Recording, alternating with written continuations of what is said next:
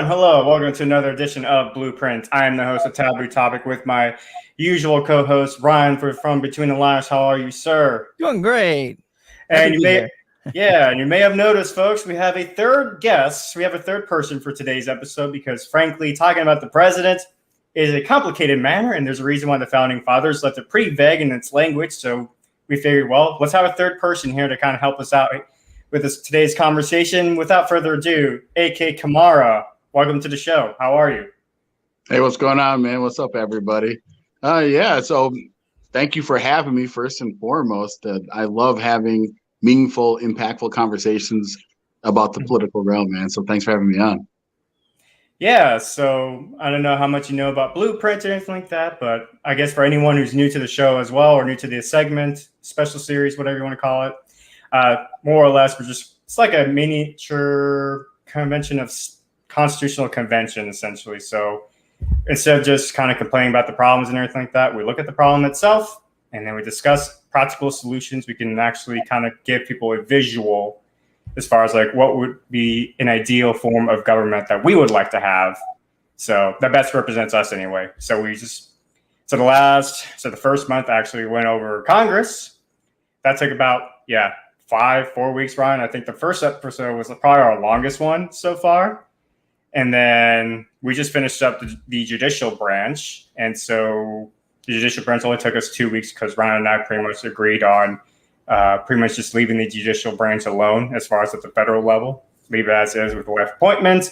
The only thing we added was really, if Ryan can recall, was the fact that we just decided that there needs to be a constitutional amendment to protect the continuity of having 9 justices at the Supreme Court to avoid a scenario of court packing. So, Ryan, does that pretty much sum it up? Yeah, dude, hit it right on the head. Like you said, didn't change a whole lot there. Yeah, but with today's conversation, we're actually going to go ahead and talk about the executive branch, more specifically the president, which, let's be honest, America, next to Congress, is probably like the most highest disapproval ratings. Next to Congress is the president himself. We can argue whether the validity of the polls, whether between Donald Trump and Joe Biden, is legitimate or not. But as far as right now, the last 2 presidents, especially, I don't think a single president from either one of those have even broke like 55% approval rating since Obama, and like in the early 2010s when he first got into office, they got like a high approval rating. So, but that didn't last. So let's go ahead and talk about quickly our sentiments with the presidents and everything like that. And I'll start off with our guest, AK Kamar. Like, what are your personal sentiments about how our current president system is running right now? Yeah, so I think that the executive office has way too much power. The precedent of using executive order from what I believe its intentions were to where we are now. Basically, if the president feels that there's something that they can't get through congressional approval, or they think it will take too long, they just start writing executive orders. And if you kind of look back through history, right, starting kind of with President Bush, Clinton wrote a decent amount of executive orders as well, but Bush kind of like took it to a whole new level. It's continued to just scale up and up and up. And even Donald Trump, he did a lot of executive orders as well. And I just think it's too much power, man. I think that the reason that we have this system that we have where we can have checks and balances is important. It's fundamental to having a constitutional republic. And right now, there's just been so much abuse, and you can't point fingers at any one person. You really can't. It's that the way that the system doesn't really have any guardrails. And that's what the issue is, in my opinion. And I just think it's a bad form of government in which an executive can unilaterally just write insane types of policies that have financial impacts across the board. And that's what's been happening. Ryan, what are your thoughts? No, I agree. I have to amend a little bit of my statement from our last segment, which was, I know that President Obama was called the pen and phone president. He used a lot of executive orders, and I was looking at the numbers. I didn't dive too deeply into these, but from what I saw at a surface level cursory glance, Donald Trump did like 55 executive orders, which almost came up to par with just under President Obama's 2 terms.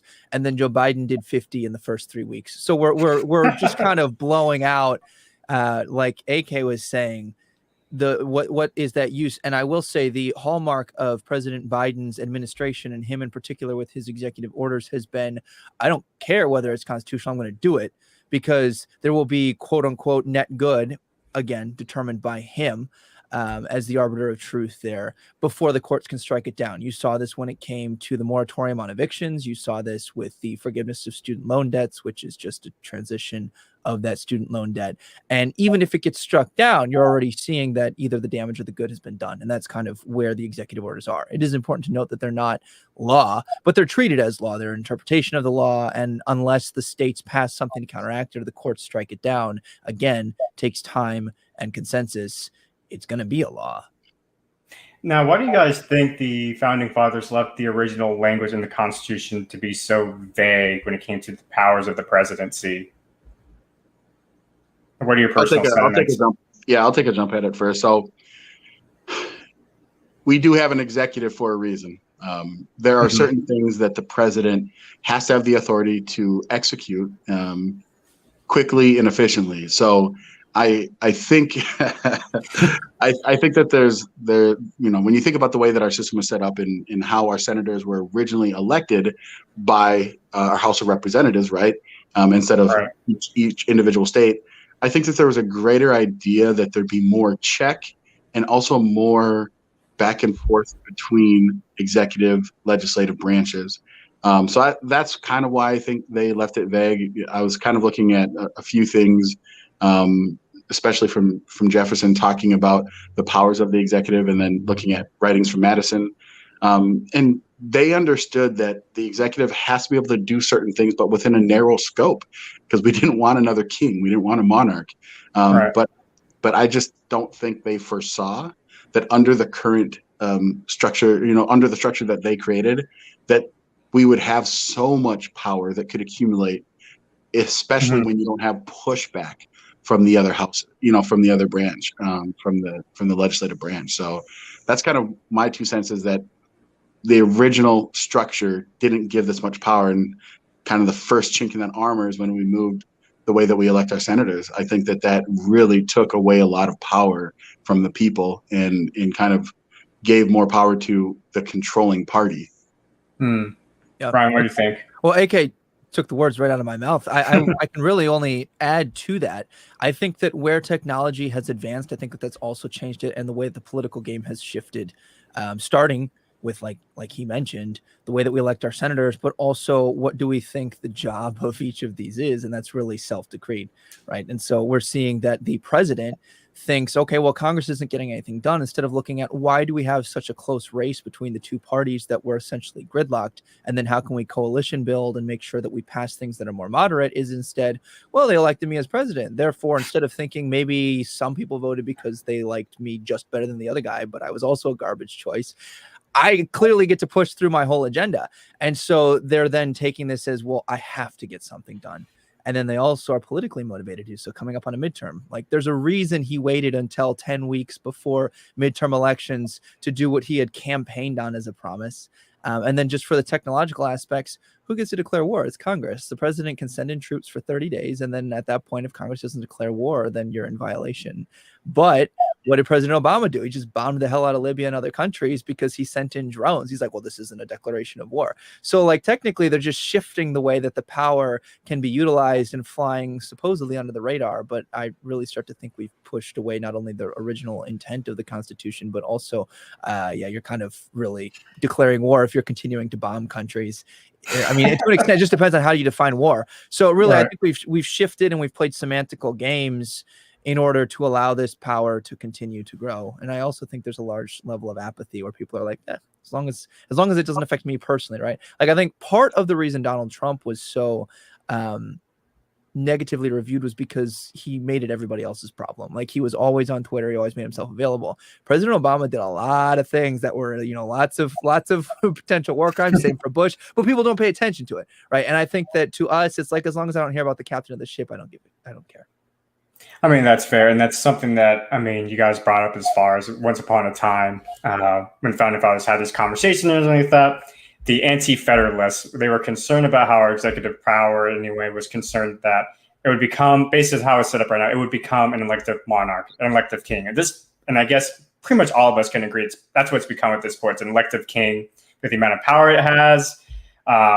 Actually, like there's an actual debate that it wasn't like a huge debate, but they actually debated in the Convention of States Constitutional Convention back in 1787 to decide whether or not they wanted to do a singular executive power versus a plural executive power, which for those who may not be aware, the difference between an executive and a plural system, let's use Texas, because Texas is the best example of a plural system where essentially you can have executive branches, and like imagine the executive branch, you have the governor, you have the lieutenant governor, you have the attorney general, right? Just think about those three positions. Instead of the governor appointing like the attorney general, the people actually elect the attorney general. So it's possible to have like a Republican governor while having like a Green Party attorney general, essentially. That's the difference between a plural executive power versus a singular executive power, where the singular executive power, the president would actually, or the governor, would have the power to appoint people in cabinet positions that best represents his values and his views. The founding fathers thought that would be too much of a problem, so they went with the singular executive power. And I'm assuming that all of us are probably on the same page as far as like, if there's going to be any changes, that's not one of those things we're going to change. Ryan, AK, what are your thoughts on that real quick? Yeah, I would. Minnesota's the same way. So we have our constitutional officers, attorney general, secretary of state, state auditor, and lieutenant governor. They can be split, but most of the time they all kind of go with the same party. But Minnesota's interesting. We have not had a Republican attorney general since like the 70s, like 1970s. So even when all the other constitutional offices, governor, secretary of state, state auditor, they all switched to Republican or Democrat. Attorney general, for some weird reason, has maintained like in Democrat hands for a long time. And I do think that actually is something that, would be something to really talk about in regards to scaling back, because again, it adds an additional layer. I know that most of the time it's going to go with the way that the ticket goes. But if you really have a terrible candidate, and we know, okay, we have this president coming in, and there's a lot of, if you want to say, there's always a bunch of rumors, and people are writing stories about who's going to be in the new executive's cabinet, right? Like, who do you think they're going to pick for this? Who are they going to pick for this? And it'd be nice to know, like, hey, this is exactly who they're going to pick, and you have to vote on them. Like, how awesome would that be? And I still get that at the end of the day, it's this conversation that goes back to how much power should an executive truly have. And I just think that we're at a point where our executive branch 100% has too much power that is unchecked. Even just kind of a little bit of a side tangent, there is news about Trump saying that, if he decides to run and if he gets elected, that he's going to do the Schedule F, right? That all of these federal employees can be on the chopping block so he can get rid of them. And people lose their mind. And to me, that is just kind of a small way of taking a chink out of the bureaucracy of these unelected people that have so much power that, again, tie back to the executive branch, right. And little things like that. So I don't like having unchecked power, man. And our executive branch is so strong. So would you be in favor then of doing something like a plural system at the federal level then, it sounds like? Absolutely. At the federal level would be amazing, man. It would be interesting. Awesome. What do you think, Ryan? So I would be, it would depend on the specifics, but I agree with AK that there is too much power. And to me, my perspective on government is the smaller the better, and the less they can get done, the better. I think that you should have more sweeping legislation, quote unquote sweeping, at the local level, right? I think that California needs to let Tennessee do their thing and vice versa. Like, there's a reason, when you have 300 million people, 330 million people, that, we don't all agree, obviously, and it goes regionally, because what happens in Minnesota, I didn't realize this till I moved there for my grad program for a while there, but like Minnesota is way more like the South than Illinois is, or Chicago is, but then also the outskirts of Illinois is a lot more like those two, or Wisconsin than that, right? So like it really goes more by it's really split more by, are you in the city, or are you in the country, are you farmland, are you white collar, than it is, these ideas. But I feel okay, that's taking us too far off a tangent. Sorry. So I think that the pluralistic system would better represent that to an extent. But I also see how, like, there are cabinet members that shouldn't be party based, right? Like, it's kind of like we've talked before, how, like, a sheriff shouldn't be like Republican, Democrat, but yet they do. And like, your ideas tend to kind of split based off of party lines. And I would hate to see those cabinet members be, up for voting and then campaigning as hard with the parties as they would be. But I also sit here thinking, man, this system is a flaming dumpster. So like, how much worse could that possibly make it? And I was talking to Ken a little bit about this beforehand. There's a book called Team of Rivals. I haven't read about it, but like we just discussed the premise of the book in one of my classes at one point. But the premise of the book, it was talking about how Abraham Lincoln wound up having his political rivals in his cabinet on purpose. And the idea there was that if I've got these people who are my political rivals right there, number one, I've made them a part of the team. You've kind of made them like, I guess you'd call them like bedfellows, right? Like people that you might not agree with, but you can try to make progress with. But also, it creates a level of transparency to where he has to perform to a higher level so that they don't call him out, and vice versa. So I think that there is a lot of utility for that. So I see pros and cons. I would be open to a pluralistic system with maybe some specific guidelines, which I would love to talk about later on in this segment. But I'm open. I'll put it as that. I'm open. I've been open to it as well. I guess my only concern is like when we think about like why we had the constitutional amendment to make sure like the vice president and the president were on the same ticket. It was because when John Adams and Thomas Jefferson were, they were in office together, there was like a lot of friction because they had two different political ideologies. And so they decided it'd be a lot easier if they had the same ticket, same vision. And so for me, anyway, what I would be concerned with the pluralistic system, if we just decide to start electing cabinet members, is that let's say we do have a scenario where we elect an FBI agent who's a libertarian, but Joe Biden is a Democrat. I mean, if they both have like different ideologies and everything like that, and they both have like different ideas how the government system should function, could that create more dysfunction, I guess, and more bureaucracy? Now, you could make the argument as far as, well, with a libertarian, you probably wouldn't have the FBI going after raiding Donald Trump's home, probably most likely, with the libertarian FBI director being elected into office. And that would create that sense of accountability in the system. But let's go ahead and go for, let's say the energy department. Let's say Donald Trump were in office and there was a Democrat running the energy department, or a Green Party member running the energy department. Would we want to have that friction? What if the cabinet member in that position actually was more detrimental wanted to come up with policies that are more detrimental to the American public, and Donald Trump didn't have any power because essentially that cabinet member has just as much power as the president at that point. So that would be my only concern. So I would probably maybe compromise to something like, if they were all on the ticket, start including it. So if we're going to elect a president, let the president actually have like other people along with the VP on the ticket, so people know what they're voting for. At least that'd be like my compromise to like not going fully into a pluralistic system, but at least if people have an idea like what kind of policies are going to be voting in, they can do research on the cabinet members of the president that's on that ticket as well, that's going with the president into office.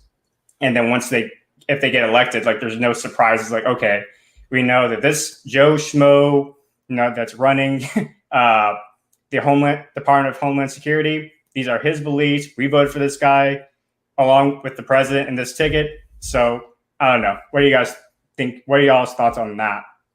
Yeah, so I'll kind of, again, go back to the way that Minnesota's system is set up. Now, again, we're talking about a national system. Right. And then the conversation starts to stray into how much power do we think the federal government should have? And right. I'm of the mind that I think way less power than it has right now. I think the things that it does, that it should do, that are constitutionally mandated that they should do well. But there's so many things that the federal government has, and people, especially nowadays, when you have conversations, the idea of having states have power scares people. They're like, wait, what do you mean? Yeah. And I'm like, some people don't even comprehend that different states have different laws. And sometimes people say, well, why is it that this is a law here and not here? I'm like, because that's what people wanted in that state. And they're like, well, that should just be all federal. I'm like, see, this is the path we go down, where it's you got this one singular voice. To go to the point, though, to the question, in Minnesota, again, we have an attorney general that has been opposite the party because it's been a Democrat the entire time, and we've had we've had two Republican governors in that large span of time, and things still got done, right? Like the Attorney General's office didn't fall apart because we had Republican Tim Pawlenty, and then we had Secretary of State and State Auditor that were also Republican, and then we had a Democrat that was Attorney General. Things still worked, and so I would just push back and say I like the idea of making sure that the executive branch even has checks in itself. And I think that is a good thing. And I also think we have too many cabinets. So maybe you pare back, how many departments there are and how many cabinet members there are. But again, this would require having a like you said, convention of the states and constitutional convention to change some things. But I just think that the more you can give opportunity to create less overarching power, I think that's important, because the executive branch, as the president, as the commander of the armed forces, like that is a lot of power. So it's like there's so many things that the president still would have power over that we want a commander in chief to have power over, but all these other things that he shouldn't actually, or she shouldn't actually have any power over, but they do right now. That's unchecked, in my opinion. And I think, again, this goes back to the idea of what do the people expect of their president? Because so when I took over as the director of the speech and debate union at Murray State, I was told by someone who used to oversee the team, her advice was, remember, you are the director. You don't have to do everything. You can delegate a lot of things. In fact, you do not have time, nor should you be doing everything, which means that when I was here before as the assistant director, I did all the coaching, right? And that was what I was really, really good at. And now I'm more an administrative role. I think the president really should be scaled back to more of the overseer. And that would also eliminate the need for all of these executive orders for micromanaging type things just because he or she thinks it's a good idea. It's not your job. It's not your purview, right? So I think that kind of what AK was saying, maybe scaling things down, maybe removing some of these branches or branches is in like all the cabinet members. But even branches like, okay, like do we need, the FBI director to be a partisan issue, right? Like I think right now the people's biggest concern is that it seems like it is an actor that is just a thug on behalf of the president, particularly with recent events. And I think that if they were directly voted for by the people instead of appointed by the president, you would remove a lot of that perception. Now, is that good or bad? I don't know, and I'm not going to say it this second. But I think that the more you allow people to directly vote on those things, the less they feel like it's a partisan hackery.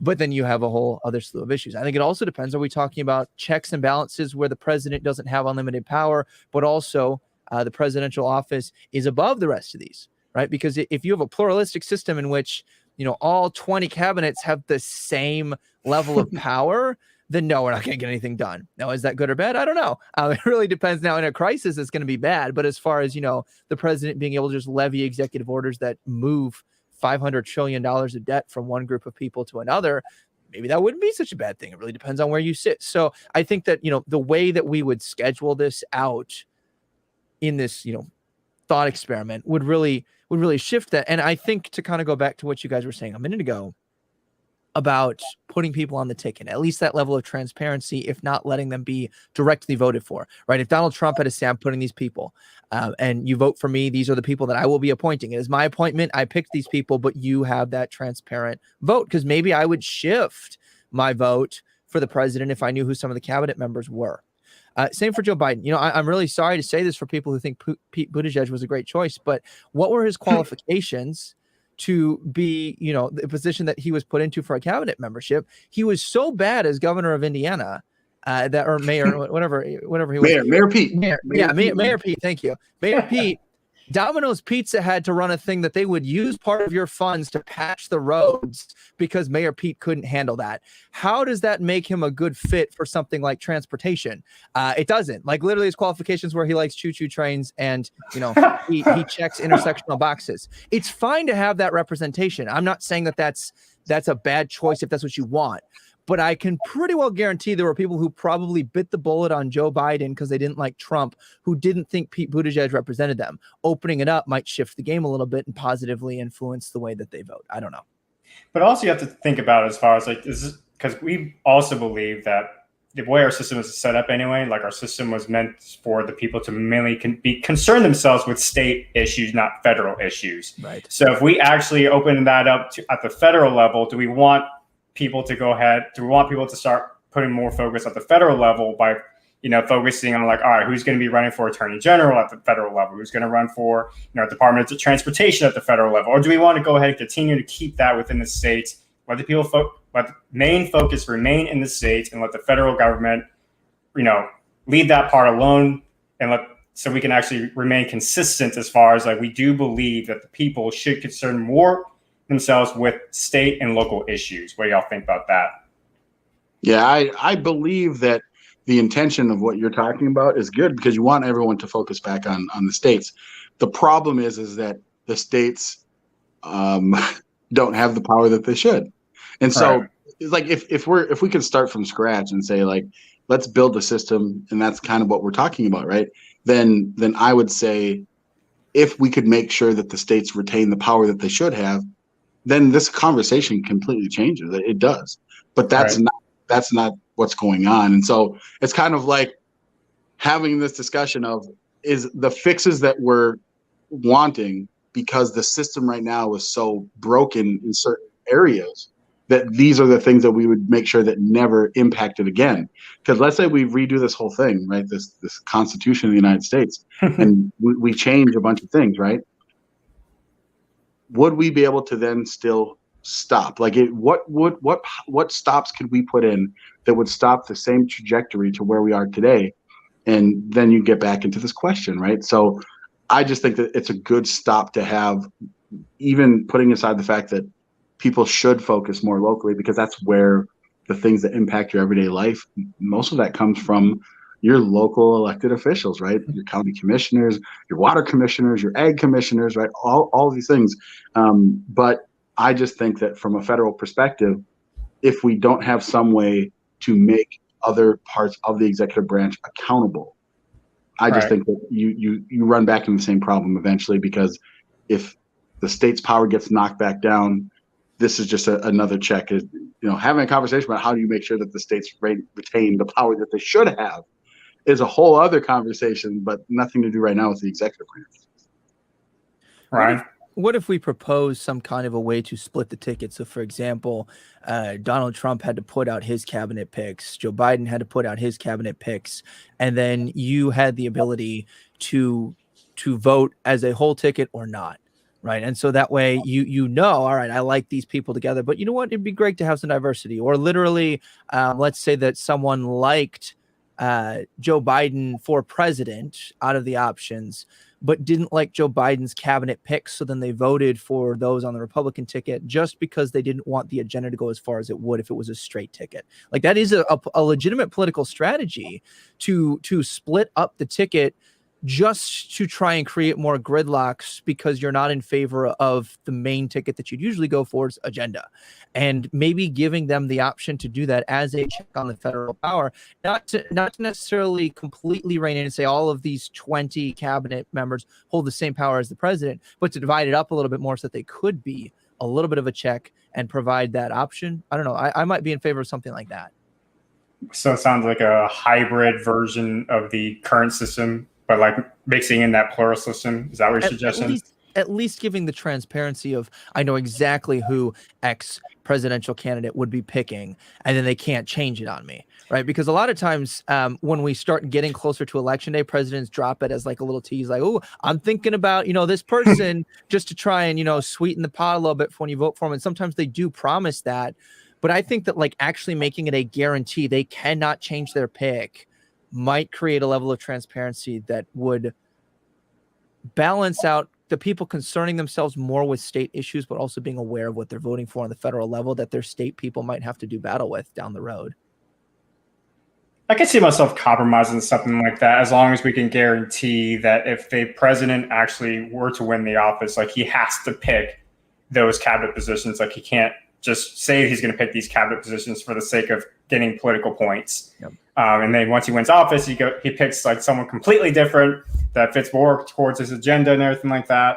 So if we can like guarantee something along those lines, I'd be in favor of that compromise. So the only I hear what both of you are saying.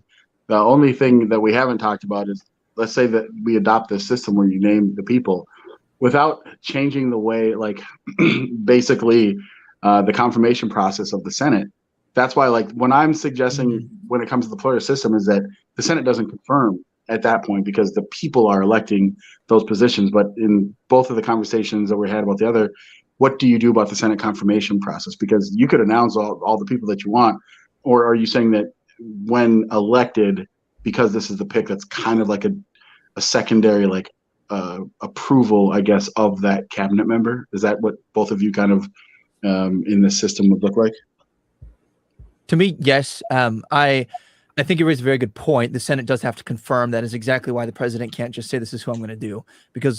But again, in most instances, it's a formality, right? In the same way that it was also in most instances supposed to be the same formality for confirming Supreme Court justices. And yet we know that there's instances where that doesn't happen. And there is a real strategy where you put enough of the opposite party in the Senate, they don't confirm it. I think that making it so that they're just eliminated as that option would also eliminate a lot of the media fodder and a lot of the midterm campaigning fodder, because I feel like we shift from, instead of talking about what are the qualifications of X candidate, we shift to, those people are obstructing the presidential candidate's nomination. I feel like if we just made it to where you vote and those people are just in, we might eliminate that. So then pretty much just leaving the confirmation process to federal judges and Supreme Court justices then at that point? No, it would be like the ticket. So kind of like we voted for the president, we directly voted for those people as well. No, I'm talking about for the Senate, though. Like the Senate would only concern themselves then for like the federal judges and Supreme Court. Well, for confirmation, yeah, but also let's just assume that these little toddlers could now concern themselves with actually passing legislation instead of having to worry about doing one duty a year or every 4 years. Yeah, I'd be in favor of that if you want to add that to your notes. So yeah, I can add that. So that'll be our proposition. So you raised the problem, AK. Are you in favor of that kind of a solution? Yeah, so I guess I could be compelled, because it's not exactly what I want, but I could still be compelled to it. It's just ultimately I just don't trust that not having enough power rescinded from that federal from the federal branch, especially from the president's office. I don't know if that's going to solve the problems that we have, but at least it's a step better than what we have right now. So I would agree. Try it out and let's see what happens. Well, okay, so we're dreaming here, right? We're not. We can nuke the system and start over how we want to in this thought experiment. What would be your ideal? Because I'm not wedded to this idea. Mm-hmm. This is the best that I have in my mind right now. What would be your ideal? Yeah. So again, my ideal would be that each of the cabinet members that exist, right, that they would be elected.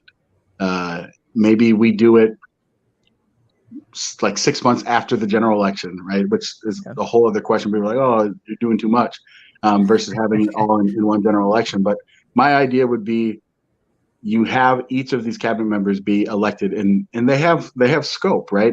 So if you're the attorney general, right, there is a scope of what are the defined current powers that the attorney general has, because that exists right now, right? It's just now you have the ability to elect from a national perspective. That's kind of what I'm saying, is that I would like to see a system like that. If we're wiping the slate clean, and I'm not concerned that it neuters the power of the commander-in-chief, the president, because the president has very specific roles in what they do. Right? They're still the commander of the military, right? They still have all the Joint Chiefs of Staff. They still have the ability to veto. They have all of these other powers and duties for sure, but they are neutered on all these other specific aspects of it. So that would be what it would look like for me. And we could talk about the logistics of making that happen. I know some people probably would say, well, now you're going to empower a whole other apparatus, and because you have to have more people on the ballot, right? There's more names, there's more disclosures, there's all these different things. How do you handle all of this? It's just, to me, the trade-off is, if we can't fundamentally change, like if we could get rid of electing our senators, then I actually would be in favor of your guys' system, right? Well, the thing is, So I was gonna say, like, Ryan and I have actually already agreed, like, when we were going over with Congress, that when it comes to the senator portion, like, it was going to go back to state legislators appointee already. Okay. So we basically reversed the 17th Amendment to where you're going to directly elect all of your state representatives, but the U.S. Senate will now be appointed by your congressional legislators. Yep. So that's already been in place. So, so now that you know that. Yeah, if I would have known that. Well, and your proposal doesn't sound like it's at odds with what I said, right? Like we both said, let's have these elected. We might tweak the time frame. I'm open to that. And then also, well, we'll just kick this down the road after because we've got things after executive branch. We can talk about things like the different cabinets and the different, 3-letter mafia pieces like the FBI and the CIA and things like that, and kind of reining in kind of their unsupervised powers that they currently have. So it sounded like that was more your issue, if I understood correctly, is that these cabinet members get to concern themselves with things that maybe they shouldn't be outside the scope of their duties. Right, because the power of the presidency is so unchecked. And so it would just kind of add this additional layer where it's not just yes men for the president, which it's the funniest thing to me. The funniest thing in the world is that Biden will go out there and he'll explain, it's very important that we keep these things separated. We have no idea what the Department of Justice is doing. I'm like, oh, okay, sure. You have no idea. Like the Department of Justice on major issues is not consulting with the White House. Like, there's no way that you really think that people believe that. I would believe it if they were completely separated and there was a larger distinction, or embrace it and say, yes, I do know this. But like to take this, I don't know, it's outside of my power. It's silly to me. Well, and just to kind of illustrate some of the problems there, let's not touch the FBI or the CIA at the moment, because the argument can be made, maybe we need this for national security, blah, blah, blah. Let's talk about the EPA, Environmental Protection Agency. That person is appointed by the president. And then what they've done is we recently had the Supreme Court say the EPA doesn't get to just completely destroy businesses and say you need to reach X net zero level when it comes to carbon emissions. That's not within your purview. And that's the president not doing an executive order, but executively appointing to then go and do the bidding of that person, right? And so if we opened that up to be a position that's elected, we could stop that. Then what happens is Congress, on a whole nother problematic level, circumvents this, not by saying that, let's craft this legislation. They just say, well, the EPA does get to do this. But they didn't pass it with the filibuster proof majority that was actually required. And so there's a lot of things that we've been pointing out as issues that circle back, and it almost converges at the issue of the president is either trying to get these things through by executively appointing, and then has the yes men in the Senate just appointing these people and confirming them, or he's passing things through actual executive order, such as we saw with the moratorium on evictions and then the student loan crisis. So it boils back down, from what I'm seeing, back to the executive and what they choose to do as far as executive orders. So when it comes to Ryan's proposal and everything like that, we're okay with the idea, because if we go with this compromise, essentially, that would basically be okay with the idea of like certain cabinet position members, if they're on the ticket, they would have the power to go ahead and basically campaign on behalf of the president and vice versa. Are we okay with that? Yeah. I like AK's idea of doing it after, because here's the deal.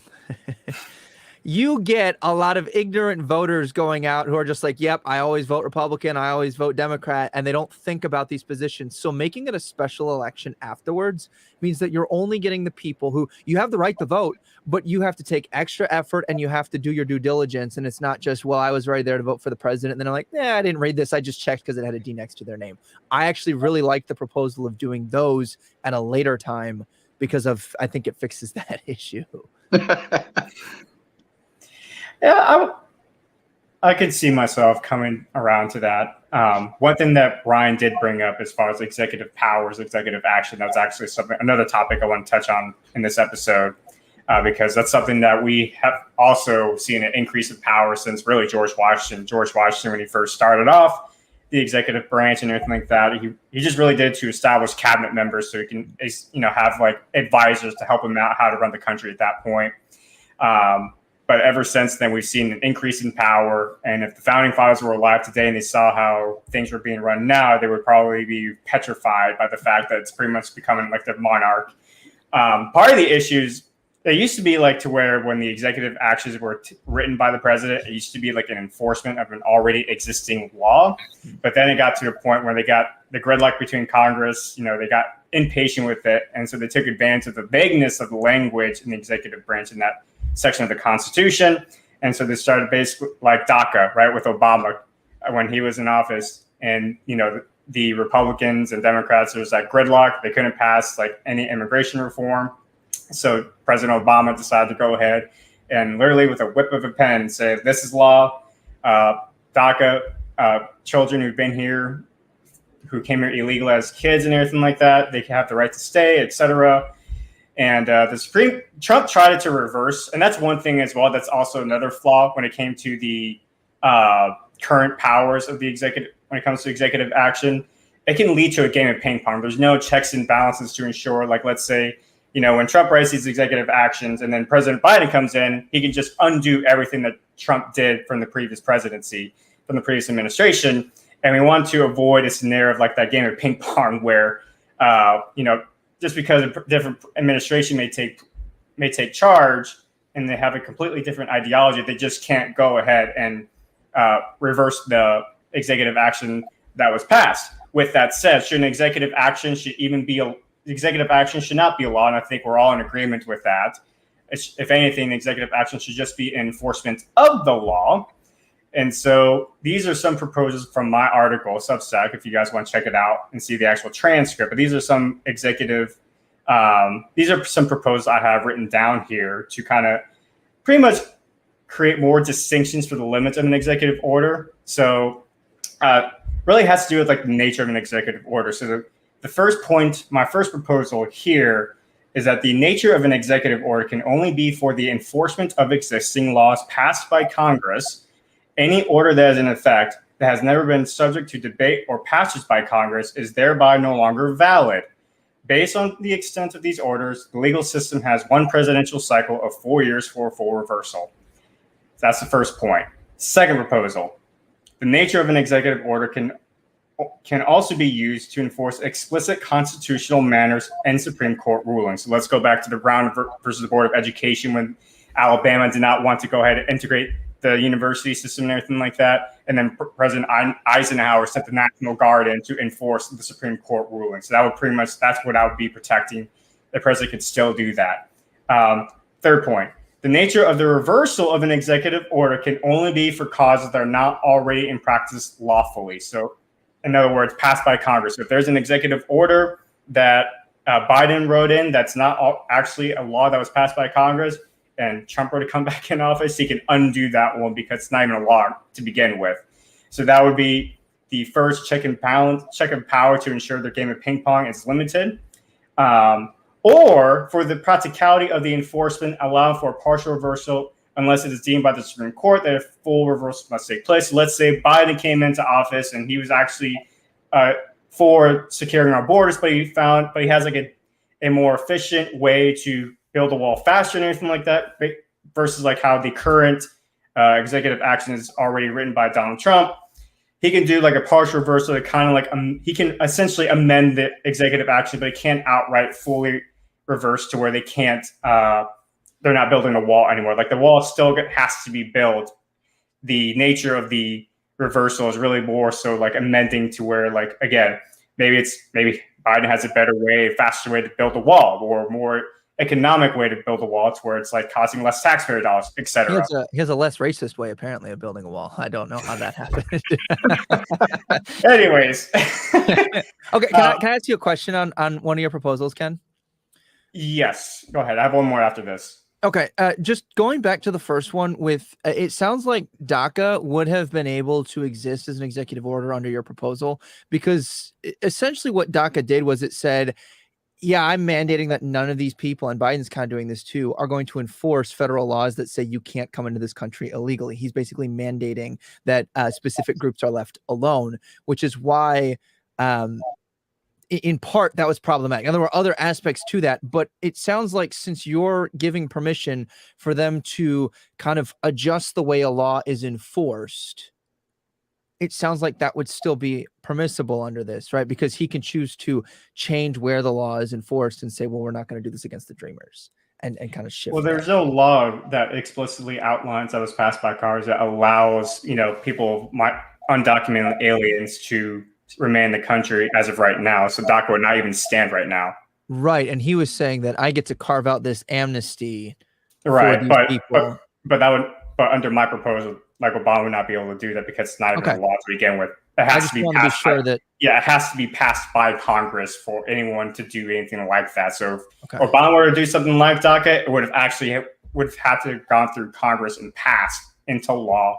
And Obama wants to enforce something like that, then at that point, you would have the power. But because it was not passed by Congress originally, like DACA would not even be legal at that point. Okay. It would be, go ahead.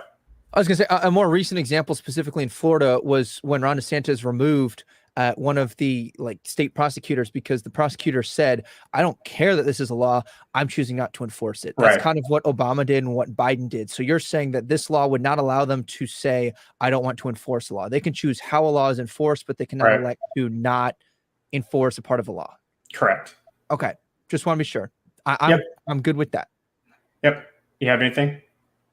So, yeah, I was just going to say, I thought I understood what you were saying, Ken, and that made perfect sense to me because if there's a law that is, goes through the entire process and it becomes a bill, signed by the president and becomes law, you can't choose to say, I'm just not going to enforce this law. When you make a law, you have to enforce it, which brings down a whole other rabbit hole of when talking about social enforcement of laws and things like that. But yeah, you said you had one other point. Yeah, just one more point. And it has to do with the nature of the executive order cannot deny. And this is kind of really the result of COVID when we tried to suspend rights and everything like that. And so the nature of the executive order cannot deny nor suspend American citizens' right to basic rights of liberty, pursuit of happiness, and the Bill of Rights. So the executive action cannot even. The president has no power to suspend rights, even for a crisis or a pandemic or anything like that. So that would be my last check and balance when it comes to executive action. Now you guys have the floor as far as your own counter proposals and everything like that. You're the guest, AK, so go ahead and come up with, if you have any counter proposals, in the ideal world for AK, if he was the king right now and said, this is what's going to change tomorrow, what would you propose?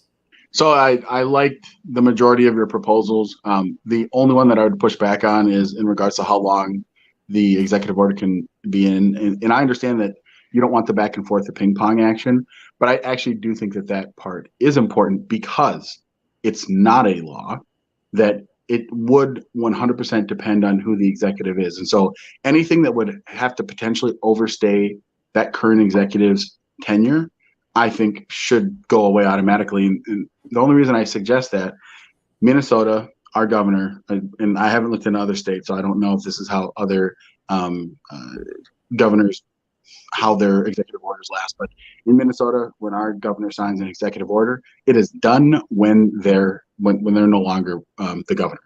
And so when the new governor comes in, it's all a blank slate. They can choose to re-up other executive orders that were passed, but it's completely if they don't re-up it, all the executive orders that the governor signed, they're donezo. And so I like that because, again, it's another check. How many governors would be unelected because of an executive order that they signed? Probably not very many, but there might be some. And so I think I like that. All the other aspects I think are important that you mentioned. One, do they currently fit the scope of what the current law is? You should not be executive order is meant to just clarify things, right? As dumb as it might sound, let's say that everyone in the FBI wears brown shirts. And you want to change them to be blue shirts. You sign an executive order so everyone knows that you're getting rid of these shirts, right? So it's that's actually the purpose of the executive orders, are supposed to help clarify things that are within the power of the executive branch. to just change things within the current function. What it's turned into is like, oh yes, we are going to enforce this law, or we're not going to enforce law. We're going to allocate money to be spent from this part of the discretionary budget to this, like all of these crazy things that the current executive. But all of the points that you brought up, I am 100% down with, except like I said, I don't care about the back and forth, the ping pong, because I think it should be that way. I think that we should expect that when our executive changes, because there are term limits, like it shouldn't extend beyond that. And there might be some craziness and overturn for sure, but I'm okay with that because if you're going to be so ambitious as to make an executive order that should extend beyond your term, you probably should make that executive order, right? And it should be able to change. And so, that also brings another part of the conversation of when we have someone that's running, if there's some executive order that, the past 7 executives have carried forward, and you're like, I am not going to carry forward this executive order. And you're like, oh yeah, okay, I'm going to vote for this guy because of that too. But yeah, but I like your proposals. I think they're laid out very well. And I don't have actually any additions because I think you've hit everything that mattered to me about what the current executives do. What do you think, Ron? I agree. I like your proposals. One of my biggest concerns with executive orders, aside from like the broad overreach that they can have, is that it allows for what might be considered a benevolent dictator, although I don't think that most of the time it's benevolent. I think they think they're benevolent, right? Because Joe Biden, with a strike of a pen, has decided to shift people's loans. It's not to say that I don't think that there's a loan crisis. It's not that I don't think that there's like issues that exist. Right. But anytime you can justify something, you then claim the moral high ground and you do it, right? And like you saw this with Abraham Lincoln with the Emancipation Proclamation. To be clear, I'm not saying that was a mistake. But on the other end of that spectrum, let's talk about FDR choosing to confiscate steel mill production during World War II. Was it necessary? Yeah, sure. But then he superseded people's constitutional rights by himself. And then same for sending, hybrid Americans, right? So to, I don't know if that's, I don't know what the collective term, but like you had the Italian Americans. We'll just call it multiracial American. There you go. Sorry. Multiracial. Still 100% American. But anyway, coming from different ethnic backgrounds, he basically got to send them to an internment camp for the quote unquote good of the people. And, I think that we saw this with Trump choosing to ban bump stocks and things like that, right? They can claim that there's a crisis. They don't even have the burden of proof. And again, it's not to say that some of these weren't at times of crisis, but that's often what I hear the argument is for. We need executive orders to fix issues in a time of crisis. We need decisive action. And I'm going to be honest, I think we need a united figurehead that provides a united front. I don't think that we need, outside of declaring war, a unilateral action, right? Like I think the president has the power to send the troops and then Congress gets to declare war. I think that in my mind, pretty much everything else can be left to individual responsibility in the states. I don't think that, sending FEMA, right, and relief and choosing where that is sent and when is fine because, again, it exists under current legislation. So to me, I think that what you've proposed there really eliminates my biggest concern, is that we have what they think is a benevolent dictator that gets to choose how to do these things. And I really just want to reduce the scope. And I think you do that, especially because with the last two, right? It needs to be explicitly lined out in the Constitution. You can't say, well, I get to limit Second Amendment rights because I can claim that it will reduce, this thing by this amount. It doesn't matter. Through Congress, like it really limits it, and I really liked that. So let me push back. Let me go back to the game of ping pong that AK brought up, because that's a valid point as far as the idea that when the president leaves, that should be the end of the executive power, executive action. The president that comes in afterwards should have the power and everything like that. I understand your perspective and everything like that. At the same time, though, I feel like my proposal kind of still allows room for that. Like, if let's say the executive power left by the previous president is not a law already in practice passed by Congress first, the next president could still reverse that if he wanted to at that point. And the Supreme Court, the Supreme Court, the president, let's say the previous president decides, they write the executive action. It's not even a law that was passed by Congress, and the next president comes in and wants to continue enforcing that law. That's not even a law to begin with. It can either go back to the judicial branch for the Supreme Court to strike down, or it can be left to the voters, right? The voters have the power to see, as you mentioned, as far as like there's been 7 different presidents that have like enforced this, executive action for the last 20 so years, and it's not even a law that was passed by Congress to begin with. Let's get a president that's actually, campaigning on actually reversing this executive action, that because it's not even a law. So I feel like it does kind of boil back down to personal responsibility. And again, I think my proposal does still allow room for that reversal in case it's just they can't reverse an executive action that's already passed by Congress, if that makes sense. Oh, okay. So maybe I missed that part. So can you give me an example? And I know I'm throwing you on the spot. Is there an example of an executive order that you could use this definition with, that this was, even hypothetical example too, doesn't have to be real world, to kind of explain your point a little bit better? I mean, DACA, right? DACA is a classic example where it was not the parameters that Obama set up. It's not even an actual existing law that was passed by Congress to begin with. And then Trump trying to reverse it, but the Supreme Court said you could not reverse that. And it's not even to say the Supreme Court didn't even get into like the constitutionality of DACA for that matter. But with my proposal anyway, like it would allow Trump to constitutionally reverse DACA essentially because it's not an existing law already, if that makes sense. Sure. No, I guess I'll clarify. In regards to the ping pong, can you give me a hypothetical of this is an executive order? Like the Keystone Pipeline, when President Trump signed that when he was in office, and Biden, one of the first things he did was he reversed the Keystone Pipeline executive action that Trump did. And the American people, that's something they like. And that's something that was passed by Congress originally, if I'm not mistaken. And so that's one of those things where it's an enforcement of a law already. But because there's no checks and balances with president, as far as like what a president can do as far as reversal of an executive order, Biden was able to reverse it, and now look at our gas prices. So that's the example I can give you, to as far as like a game of ping pong, where Sure. If we had like Trump come back in office, now we're going to, he's probably going to reinstill that enforcement of law when it comes to the Keystone Pipeline. Yeah, and then do we want to risk that chance? Like if we have another Democrat win office after Trump, do we want to risk that chance of, they believe that climate change is a crisis, and they reverse the Keystone Pipeline again, and we see another $4 gallon gas prices again? I personally don't want to go through that. That's just me. Ryan, you had something to say? Well, I had a clarification question. So if I'm understanding your proposal correctly, Trump would be allowed to pass the executive order to expedite the Keystone Pipeline for whatever reason, right? Like we need more gas, we want to be more energy independent, but because, let's say, and I don't know the specifics, but let's just assume that it was passed under Congress, et cetera. Right. He can pass things to tweak it. Biden would not be able to reverse it because because presumably Trump did it correctly under the law. Biden can't come in and reverse something like that because we default, if we need to the law that was passed, right? He can't say you no longer get to expedite. Is that correct? And the only way that Biden could reverse, the only way he could tweak that executive action by Trump is if it's actually enforcing the law itself. So he can't amend the executive action if he wanted to where, like, let's say the Keystone Pipeline went through Mexico, for example, right? Hypothetically, if he wanted to.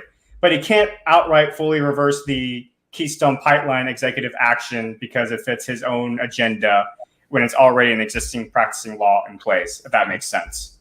Now, under AK's proposal, which I did like where you were going with this, where everything resets, kind of following the Minnesota.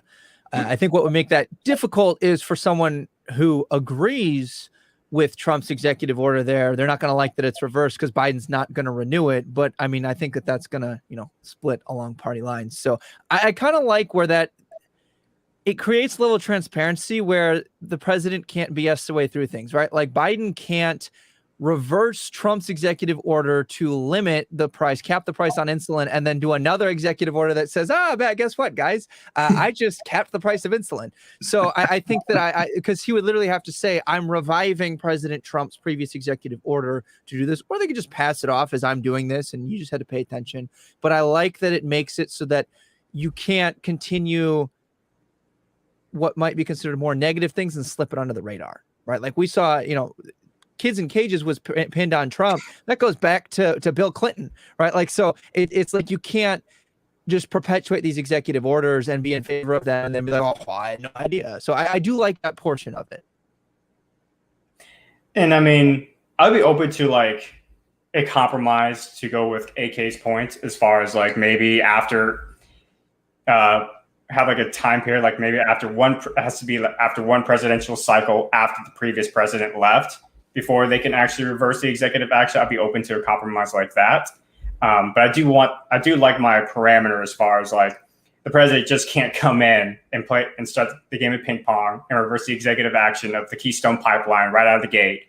And then afterwards, if we have Trump run again in office, the executive action comes back. So I'll be open to a compromise though, as far as, allowing that nuance to, they can't reverse the executive action assuming office right afterwards, unless it's within those parameters. But if we allow it to where like after one presidential cycle goes through, then we can go ahead and allow for that, reversal to take place if the president wanted to at that point. I don't know. What do y'all think about that kind of compromise? Yeah. So in your hypothetical, here's how I hear it playing out. So let's stay on this pipeline, assuming all things that we know about it and then we said about it so far remain true. So President Trump gets in, says Congress already voted on this, but we're just going to speed this up because, again, it's already been passed. We're going to speed it up. Maybe we're going to use X, Y, and Z to expedite this process. Biden gets in because Congress hasn't changed anything. Biden can't stop it. But let's say that Congress does vote and they change it and they say, yep, we're not going to do XL anymore.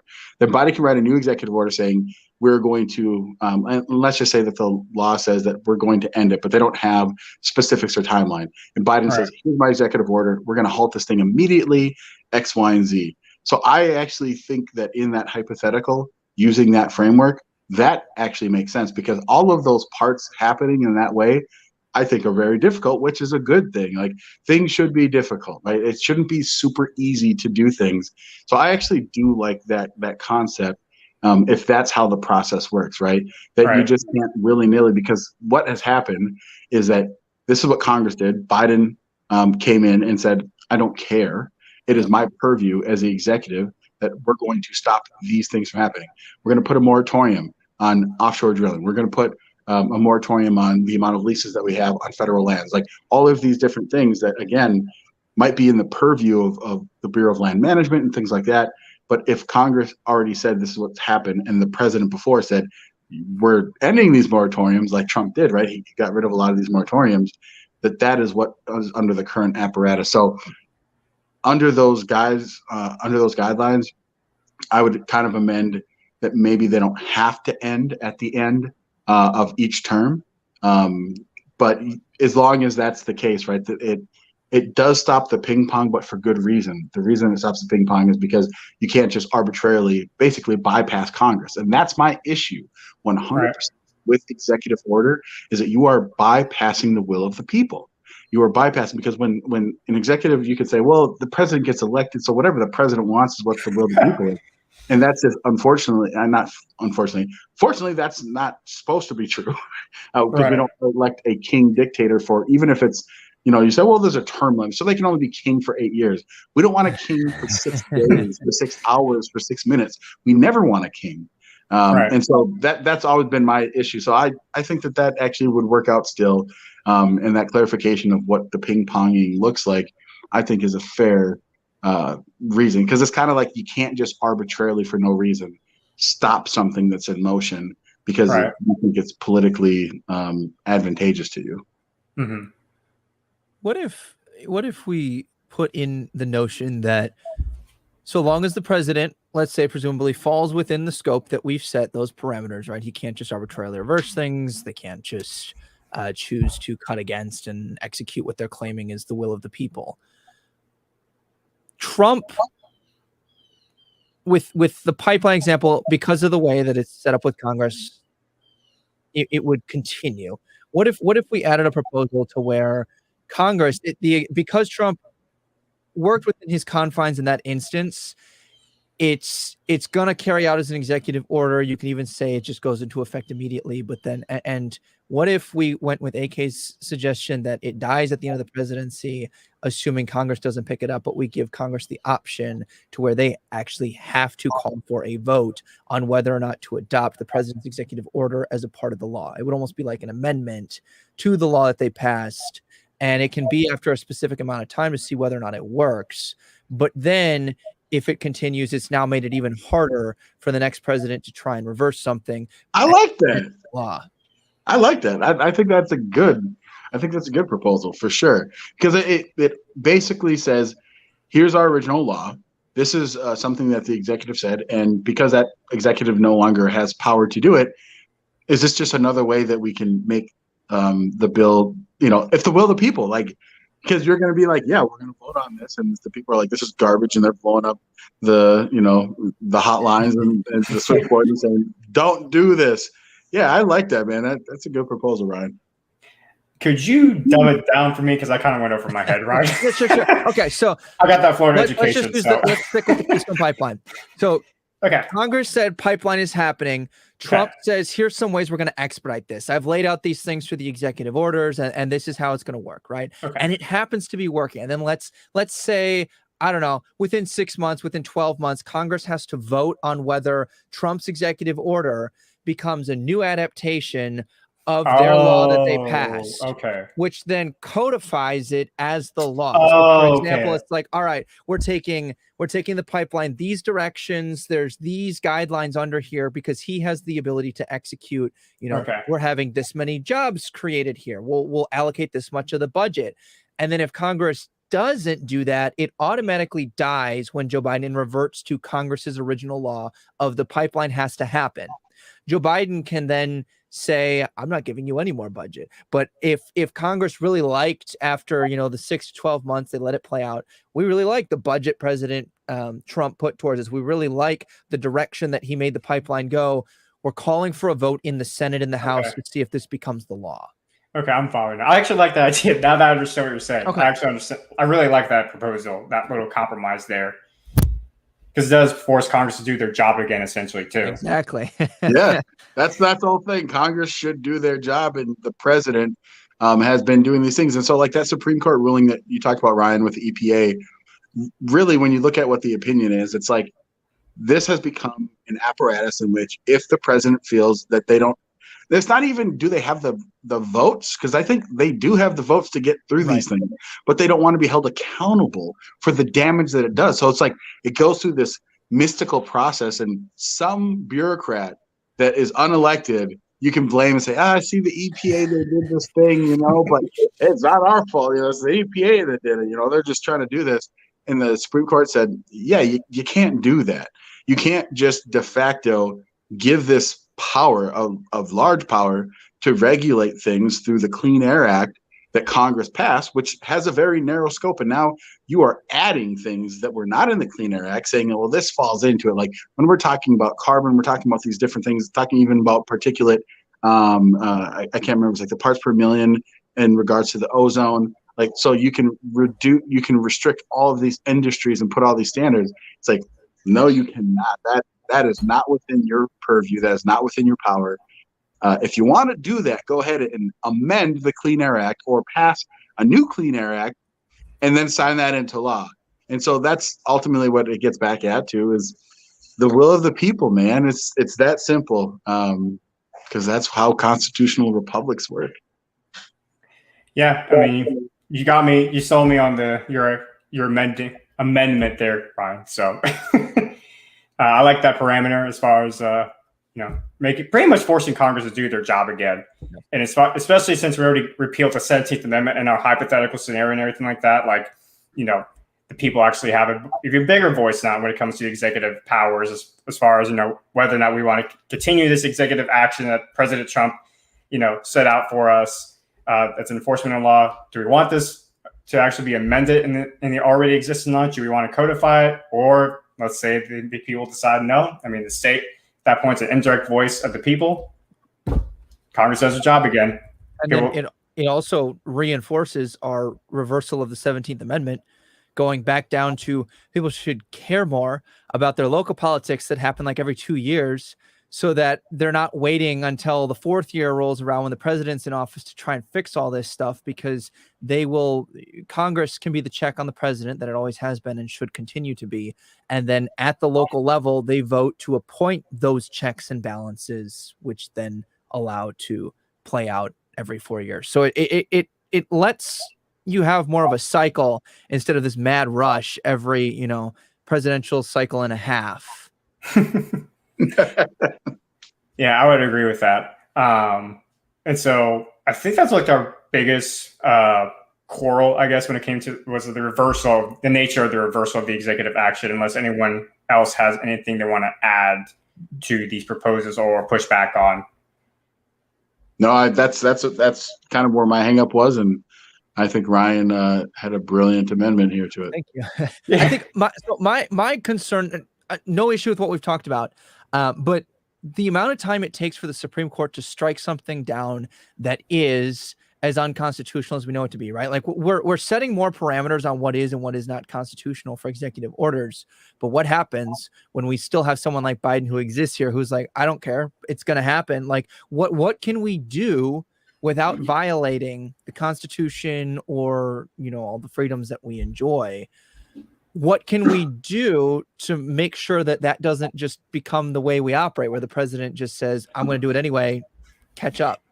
I mean, we could do what we did with Congress, as far as if they fail to do something, or if they pass a law that the Supreme Court deemed unconstitutional, they'd be on the grounds for impeachment, automatic impeachment. We could do the same thing with president if we want. That would keep the president. I like that. No, I like that. And AK, just so you know, what we did was if New York senators pass a law like they did with the Bruin decision that the Supreme Court struck down, every one of those senators who voted for that, what is deemed unconstitutional, they are up for a direct recall by the people of their state. That's awesome. The state, that's a very weighty issue. Yeah, like so if we do that with the president, if the president, then it would be a U.S. Referendum, and 3/4 of the people would have to vote to impeach him. Then, and that removes it from Congress being too cushy with them, and so it's immediately, if they get 3/4 vote, yes, we want this person impeached, then they're removed from office. And actually, I personally like adding that over to the executive. Yeah, I mean, or we can make it to where like it's an automatic recall for the whole nation to for the people to vote on again. As far as like, do we want to keep this guy around who's trying to violate constitutional rights? I mean, I wouldn't be opposed to that either. What do you think? And again, he gets. Yeah, no, I think I think it's a great idea, because again, the whole point of anything about our country is that we do. It's not that we're a democracy, right? We have democratic institutions. It's that we have a constitution, and the Constitution is the representative will of the people, and so that's really what matters, man. Like as long as we continue to empower people, but you set up a framework that the mob doesn't just take over, and it's a very specific process. Like, hey, you did this. This was unconstitutional. The people should have a voice into saying, do they really want to have this? Because like you said, right now, what President Biden does is he knows that most likely these things will be blocked by federal judges, but he doesn't care, because he'll say, here's my executive order. I know that it probably is not going to hold up. It's going to be blocked by a court, but until it is, whatever, just like with the moratoriums, right? Like he's like, I don't care. I'm going to extend this. Yep, it might be blocked by a judge, but then if that gets blocked, I'm just going to do a new executive order, and then it's going to take 6 months for it to get, through the whole process, and that should have consequences. You can't just perpetually do that. It's like, well, no, the judge blocked it or dismissed it, and we take it to the next level. We talk about the Supreme Court is saying it's unconstitutional. There should be consequences to doing things just to basically game the system, because that's not the way that our republic should be set up. It's just push as hard as you want, because we know it's going to take a while to get things through. That's an abuse of the system. Yes, absolutely. So just to equip the states and the people with power, what do you think about this then? It does not have to go to the Supreme Court to be reviewed. There needs to be some kind of a process, but let's say this. Let's say we get more liberal justices who are not going to strike down Biden's thing as unconstitutional, and they just say, you know what, the good of the people, we think that this is in the best interest. Then what if we do the 3/4 of the states can call a constitutional convention? If they get 3/4 of those states that call that convention to call for an impeachment, then it automatically goes to a referendum or a recall instead of requiring the Supreme Court to be the only trigger. And it can go either through the Supreme Court and then it's an automatic potential recall, or however many states you want. I'm just thinking 3/4 would be a hefty majority that are like, this is not okay. Yeah, I like that. No, I think that'd be, again, and anything that continues to give power to the people that takes away power from this partisan garbage. Because, like, let's be honest, this is the conversation that we've kind of avoided. I'm a Republican, I am, but I also know that having so much power with one party creates these monsters. And the funny thing is that I've been a Republican, involved in the Republican Party since 2006, okay, in the state of Minnesota, and I've done stuff at the federal level as well. To see the amount of turnover that there has been of people that were ardent Republicans, and I literally was asking myself this the other day. I was the chair of the Minnesota College Republicans, okay, and I had aspirations to be the national chair of the College Republicans, which it's basically you're running a 527 out of DC, and you're lobbying to try and get money to try and help Republican candidates get endorsed. There's a lot of power and a lot of money involved in that. There's so many people that I know right now that were involved in that party, that were involved in that power apparatus, that are Democrats now. And I ask myself why, right? And it can't just be, because you're young and stupid. I mean, I would have passionate conversations with these people about their ideology. What dawned on me is that it was about power. When these people saw that they were losing power, they just glommed onto the next place that they thought the power would be. And so when the establishment changes hands and it goes from this group, this family, to this group, this family, when there's no place to go, they just abandon and jump to the next place that they think someone will give them power. And that's the problem with our political system right now, is that with having these two party structures, there's actually like so many little mini parties that are organized within it. And anything that can, again, get rid of that, and what you're talking about, Ryan, and you've talked about, Ken, is that you are able to get past that. I mean, parties are going to still exist, but it gives the power back again to the people, and you can make those pleas at a local level. And that's, to me, the most important part of any of these conversations about how you kind of get this thing that's going down this terrible track, which we've been on, and saying, how can we fix it? Yeah, I would agree with that. I mean, the 3/4 would be like 38 states out of 50, right? Yeah. Yeah. So I mean, like we're already within grasp of getting the 3/4 of states to go for a constitutional convention or a convention of states. So I mean, it would be a good check and balance in power, and it gives back power to the people. So, and it forced the president to actually make sure he walks a fine line as well, as far as he's not just going to start write executive orders and ignore existing laws, or as you were talking about earlier, as far as, I'm going to go ahead and do this executive memorandum anyway, even though I know it's going to be blocked by the federal court. And so that definitely would at least put it in the conscience of the president anyway. And that's what we also want. We want to put in the conscience of Congress to do the right thing. And we also want to put in the conscience of the president to do the right thing, where it's just no longer about power grab or, shoving down a specific agenda that gives them more power, but it's actually trying to represent the people and actually protecting our rights and liberties at the end of the day. So that would be my last soapbox for now. Anyone else? No, I'm good. All right. Good too, man. AK, you want to go ahead and give your plugs for the show for our audiences to follow you? Yeah, so I do a lot of stuff on TikTok. It's a little bit, we have a tenuous relationship right now, TikTok and I. I had a 3-day ban because, unfortunately, on TikTok, if someone mass reports you, they just go through your videos and they just click. It basically logs it. And so, long story short, follow me on TikTok, but be aware that, I could get another ban and, my whole thing gets taken down. So also follow me on my other socials. The best way to find me, though, is go to my Linktree. It's Linktree and then /AK Kamara, exactly how my name is, AKKAMARA. And that will connect you with all of my different socials. And that's the best way to find me. I got a new podcast I'm going to be launching. It's going to be called Black and Blue with AK and Jai, October 1st. And it's going to be about having meaningful conversations about people that get beat up in the public. And also my co-host is Black, just like me. And he's also law enforcement, so it's Black and Blue. But also, that's a great name. I love that. It's a great thing.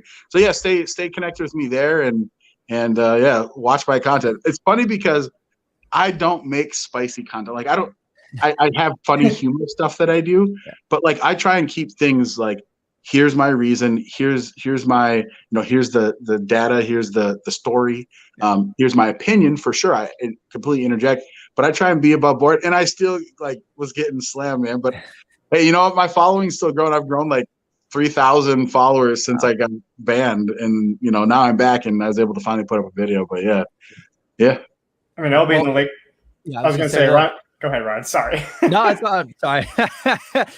The one difficult thing about not being in person is like it's very difficult to coordinate your interjections. But Ken and I getting closer. One mind. I always link the stuff below, so your link tree will be down in the description on both the live stream video as well as any of the podcast versions. So we've got Thanks, brother. And make it as easy as possible. And of course, folks, make sure you hit the like button, smash the subscribe button, hit the notification bell. Even though most of us don't hit the notification bell, please, at least for Ryan and I's own ego and self-esteem, hit the notification bell. All right. With that said, folks, Ryan. Before I close, we got to do a shout out for the music. Yes, I forgot. My friend Devin Farley. Thank you for the introduction music, and we'll get into the ticker eventually, so we don't have to always call you out every single time. But shout out to you. Credit that the soundtrack is from him. And with that said, Ryan, take it away. All right. Remember, you can find us all on Spotify, Apple, YouTube, Twitch, and Google Podcasts. And if you follow us on our social medias at Between the Liars and at Kenjin_Express, and then all of AK's Linktree stuff, we'll keep you posted on when we go live and what we're covering and what guests we'll have. So love to have you join us. Like Ken said, smash the like and subscribe. And if you enjoy this show, consider giving us a 5-star review. Help us. My New Year's resolution between now and next New Year's is to be at the top of the Apple charts. So remember, you can help us envision a smaller, better, more accountable government. And that starts with a blueprint. We'll catch you here next week.